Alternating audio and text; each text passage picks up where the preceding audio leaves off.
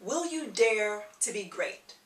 And if you've already accepted this challenge of being great in your life, then what do you find critical to succeeding at greatness? Well, one of the things that I find essential to achieving greatness is expectation, the act or the state of looking forward to the future. It's all about perspective, right? You can look at it, in either of one or two ways. For the purpose of this blog, let's say as a pessimist or as an optimist. Pessimists, they tend to feel as though when you expect for things, the more prone you are to get disappointed. And for that reason, many people stop expecting. Things don't happen the way they want or as planned, or they don't happen quick enough. And they give up as times get hard and can't handle the disappointment or the feeling of being let down. Now flip that to the optimist view, which is the complete opposite, and that's the ability to see the good, an opportunity for change, for growth, for inspiration, for a lesson learned, even in the midst of difficulty.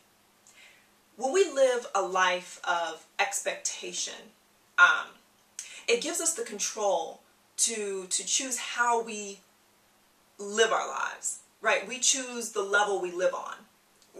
Me personally, I don't always like going through something. I don't always like a hard time, but I can appreciate it because it is a test in building my character, and it is when we are at our most uncomfortable where our faith and our confidence is built.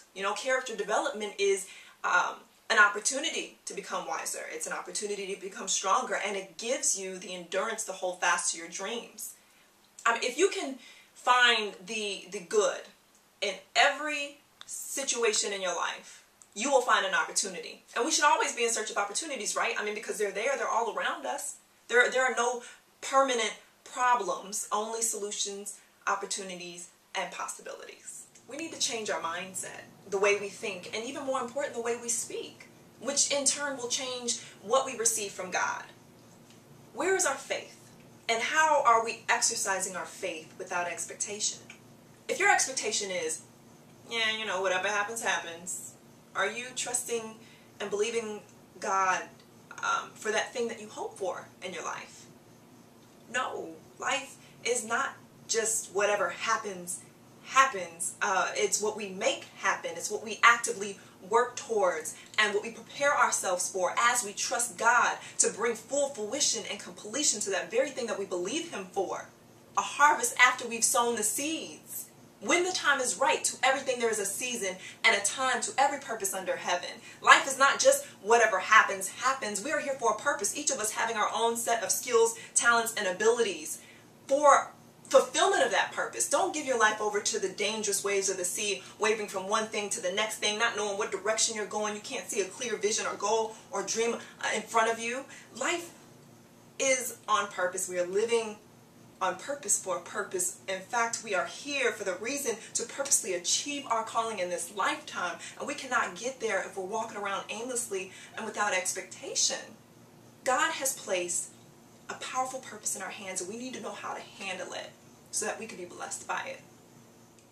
When we expect for something, and when we pray to God for Him to do something new in our lives, for change, for strength, or whatever it is that we may pray for, and in essence, we are asking Him to put us through something.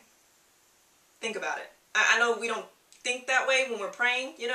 God, give me more strength. God, give me the courage to start this business. Oh, you want strength? Oh, okay. And you want courage? Oh, you want me to renew your mind?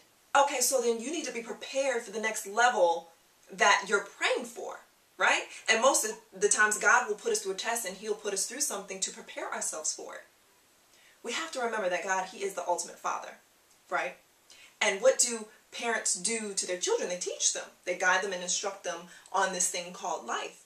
What you learn from your test, your lesson, your trial, or whatever you want to call it, is what you need in order to achieve and maintain that next level in your life. The reason for setting a goal is for what it makes of you to accomplish it. What it makes of you is far greater than what you get. See, here's where it gets tricky, because, we as a people, we tend to be selfish in the way we think. And, we expect God to give us more money and more power and more authority. so that we could feel better about ourselves, or so that, we could prove to that one person who just never believed in us from the very beginning, or, let's just be real, to show off. And I say that not to say that those, it's wrong to expect those things in a good, healthy way, but God doesn't promote you or elevate you so that you can keep up with the Joneses or live a particular lifestyle or even become a famous celebrity. He does it so that you can bless people and inspire good and positive change in this world. Power, recognition, reward, and joy, all of that comes in addition to the work that God will do in you. To live a life of fulfillment, you have to be dead to yourself, to your selfishness, and you have to be open to God's purpose in your life. Expect the great. Dare to be great. Don't get discouraged by what you're going through. Remember what's on the other side of your struggle. You are not your circumstance.